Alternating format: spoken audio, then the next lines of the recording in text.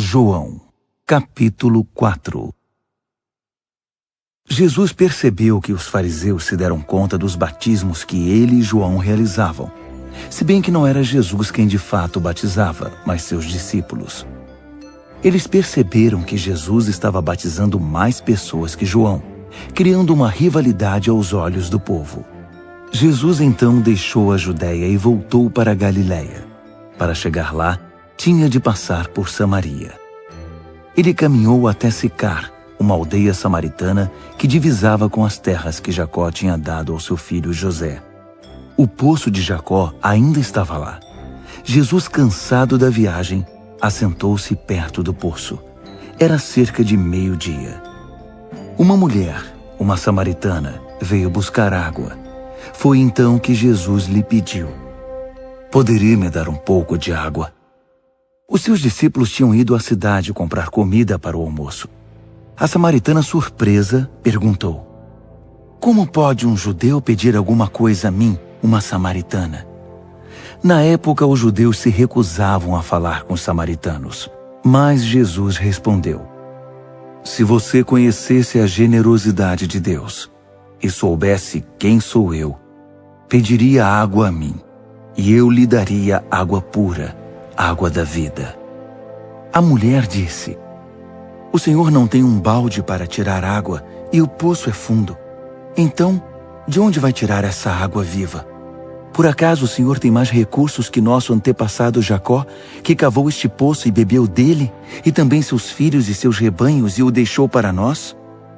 Jesus disse: "Quem beber desta água vai ficar com sede outra vez. Quem beber da água que eu der nunca mais terá sede. Nunca. A água que ofereço é como um poço artesiano interior, jorrando vida para sempre." Então a mulher lhe pediu: "Senhor, dê-me dessa água, de modo que eu nunca mais tenha sede, nem tenha de voltar a este poço." Ele disse: "Vá chamar seu marido e volte aqui." "Não tenho marido", foi a resposta. "Você disse bem, não tenho marido. A verdade é que você já teve 5 maridos, e o homem com quem vive agora não é seu marido. Você falou a verdade." "Ah, o Senhor é profeta. Então tire a minha dúvida.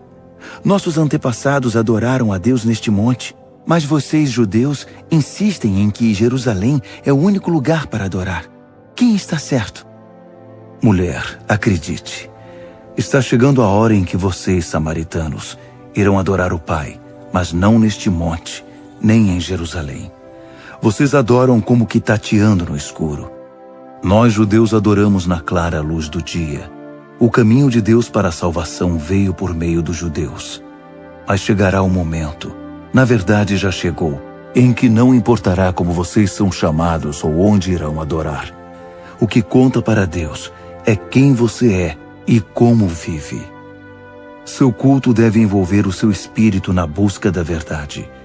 Este é o tipo de gente que o Pai está procurando. Aquele que é simples e honesto na presença dele em seu culto. Deus é espírito, e quem o adora deve fazê-lo de maneira genuína, algo que venha do espírito, do mais íntimo do ser." A mulher disse: "Não entendo bem sobre isso. O que sei é que o Messias está vindo. Quando ele chegar, vai nos esclarecer tudo." "Eu sou o Messias", declarou Jesus. "Você não precisa esperar nem procurar mais." Naquele momento, os discípulos chegaram e ficaram escandalizados. Não podiam acreditar que o mestre estivesse conversando com uma mulher daquele povo. Ninguém disse nada, mas a fisionomia deles dizia tudo. A mulher aproveitou a oportunidade para se retirar. Um pouco confusa, deixou o jarro de água para trás. De volta à cidade, anunciou ao povo: "Venham ver um homem que sabe tudo a meu respeito, que me conhece como ninguém. Será que ele não é o Messias?" Eles foram verificar. Enquanto isso, os discípulos insistiam com Jesus: "Rabi, come! Não vais comer?" Mas ele respondeu: "Tem uma comida que vocês nunca provaram." Os discípulos não entenderam e disseram: "Quem te trouxe comida?" Jesus explicou: A comida que me mantém ativo é fazer a vontade daquele que me enviou, concluir a obra que ele começou. Quando olham ao redor, vocês não dizem que em 4 meses será o tempo da colheita? Muito bem, agora digo eu.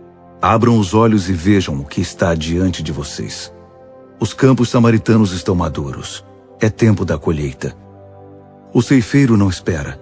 Vai logo pegar o que é seu, ajuntando os grãos maduros para a vida eterna. Agora o semeador e o ceifeiro estão juntos. O clima é de triunfo. E sobressai a verdade contida no ditado: um semeia, o outro colhe. Eu os enviei para colher num campo em que nunca trabalharam.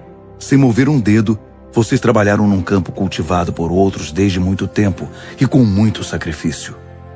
Muitos dos samaritanos daquela cidade passaram a seus seguidores por causa do testemunho da mulher. Ele sabe tudo a meu respeito. Me conhece como ninguém. Eles imploraram a Jesus que permanecesse com eles, e ele ficou 2 dias ali. Muitos outros confiaram a vida a ele depois de ouvi-lo. Eles disseram à mulher: nós cremos não mais por causa do que você disse, mas pelo que ouvimos. Agora temos certeza. Ele é o Salvador do mundo. 2 dias depois, Jesus foi para a Galileia. Ele sabia por experiência própria que um profeta não é respeitado no lugar onde cresceu. Quando chegou a Galileia, o povo dali o recebeu, mas apenas por terem ficado impressionados com o que ele havia feito em Jerusalém durante a Páscoa, não por saber quem ele era ou o que estava para fazer. Jesus estava de volta a Caná da Galileia, lugar onde havia transformado a água em vinho. Enquanto isso, em Cafarnaum, o filho de um oficial da corte do rei estava doente. Quando ele soube que Jesus estava na Galileia, foi procurá-lo e implorou que ele fosse à sua casa e curasse seu filho que estava quase morrendo. Jesus declarou: vocês se recusam a crer se não presenciarem um milagre. Mas o oficial da corte não se deu por vencido. Por favor, é a vida do meu filho. Jesus simplesmente respondeu: vá para casa, seu filho está vivo. O homem creu na palavra de Jesus e foi para casa. No caminho, seus empregados o encontraram e deram a notícia: seu filho está vivo! Ele lhes perguntou a que horas seu filho começara a se sentir melhor. Eles disseram: a febre baixou ontem, por volta da 1h da tarde. Era exatamente a hora em que Jesus tinha dito: seu filho está vivo. Foi o suficiente. Não apenas ele, mas todos os de sua casa creram. Esse foi o segundo sinal realizado por Jesus após seu regresso para a Galileia.